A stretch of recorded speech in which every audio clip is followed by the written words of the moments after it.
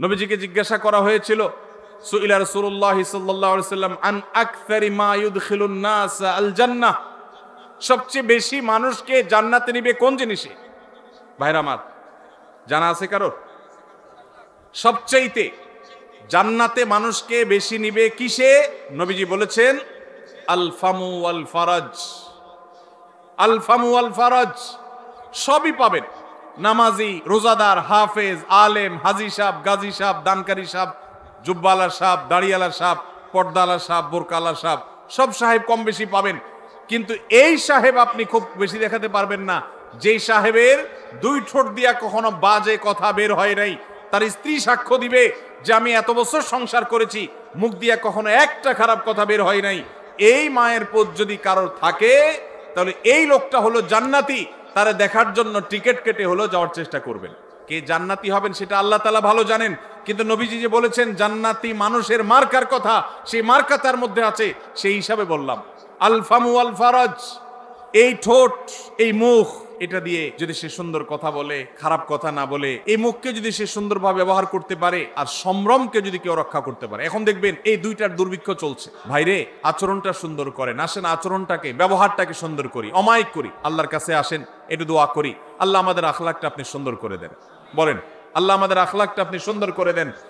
নবীজি দোয়া শিখাইছেন, তিরমিজিতে দোয়া বর্ণিত হয়েছে। দেখেন কত দোয়া নবীজি শিখাইছেন। আমরা শুধু ওই ইফতারের দোয়া জানি, খাওয়ান দাওয়ানোর দোয়াটা ভালো জানে বাঙালি, আর ঘুমের দোয়াটা আল্লাহুম্মা বিসমিকা আমুতু আহিয়া বেশিরভাগ লোক জানেন, আর খাইতে হয় বিসমিল্লাহ পড়ে, এটা সবাই জানেন।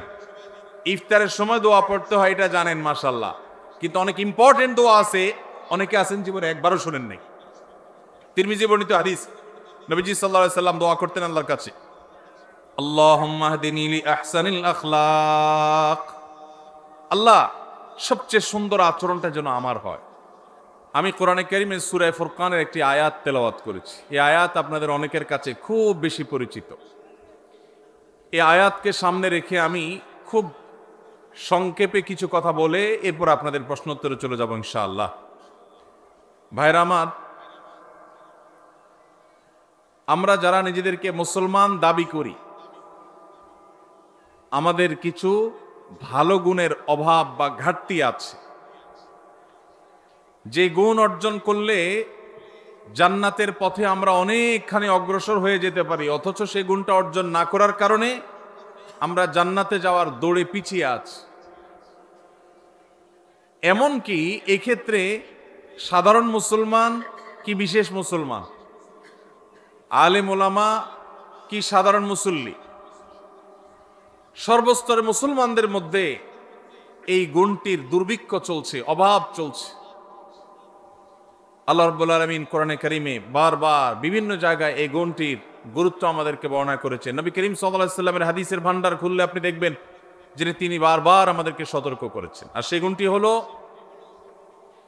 একজন মুসলমান সবসময় বিনয়ী হবেন, শান্তিপ্রিয় হবেন, শান্তশিষ্ট হবেন, ভদ্র হবেন, মার্জিত হবেন, ঝগড়া ফাসাদ করবেন না, গন্ডগোল, মারামারি এবং বিতর্ক, বৎসা এগুলোকে পছন্দ করবেন না। এটা একজন ভালো মুমিনের গুণ। আমি যে আয়াত তেলাওয়াত করেছি সেই আয়াতে আল্লাহ বলেছেন, ওয়া ইবাদুর রহমানিল্লাযীনা ইয়ামশুনা আলাল আরদি হাওনা। রহমানের বান্দা যারা, তাদের যে বৈশিষ্ট্যগুলো আছে, তার এক নম্বরের বৈশিষ্ট্য হলো তারা যখন রাস্তা দিয়ে চলাফেরা করে তখন খুব বিনয়ের সাথে চলাফেরা করে, খুব বিনম্রতার সাথে হাঁটে। অহমিকা, অহংকার, দম্ভ এগুলো তাদের চলাফেরার দ্বারা প্রকাশিত হয় না। ওয়াইদা খাতাবাহুমুল জাহিলুনা ক্বালু সালামা। মূর্খ, অশিক্ষিত, ঝগড়াটে এবং খারাপ কিসিমের মানুষ যদি তাদের সাথে এসে বিতর্ক বাধায় দেয়, ঝগড়া লাগায় দেয়, তাদেরকে খোঁচায় দেয়, তারা তখন সালাম বলে, অর্থাৎ এড়ায় যায়, সেই ঝগড়ায় তারা মেতে উঠে না।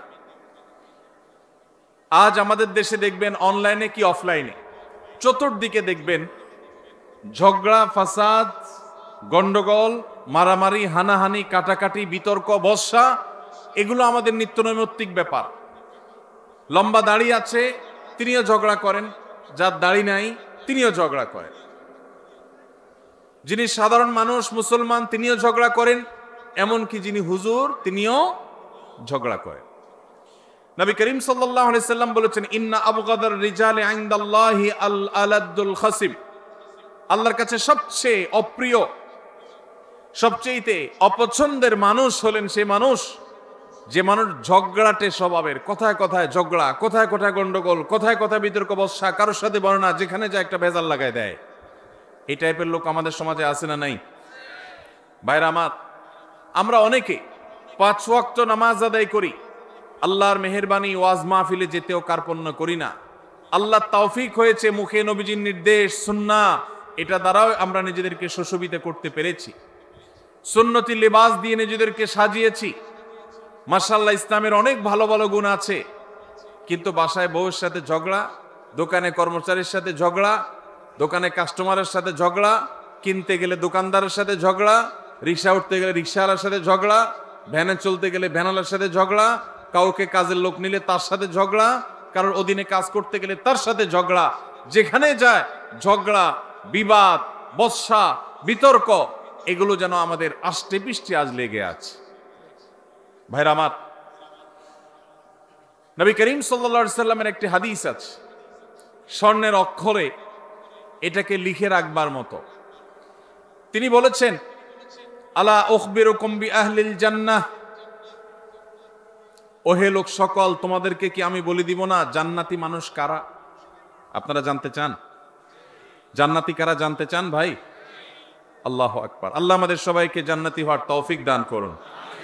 নবীজি বলেছেন, আলা উখবিরুকুম বিআহলিল জান্নাহ, তোমাদেরকে কি আমি জান্নাতি মানুষদের কথা বলে দিব না কারা জান্নাতি হবেন, তাদের মার্কা কি হবে, আলামত কি হবে? ভাইরা আমার, নবীজি সাল্লাল্লাহু আলাইহি সাল্লাম বলেছেন, দেখুন জান্নাতি মানুষের মার্কা কি, আলামত কি। জান্নাতি মানুষের মার্কা বা আলামত তার লেবাস বা পোশাকে যতটা প্রকাশিত হয়, তার চেয়ে বেশি তার আচরণে প্রকাশিত হয়। নবীজি বলেছেন, কুল্লু দাঈফ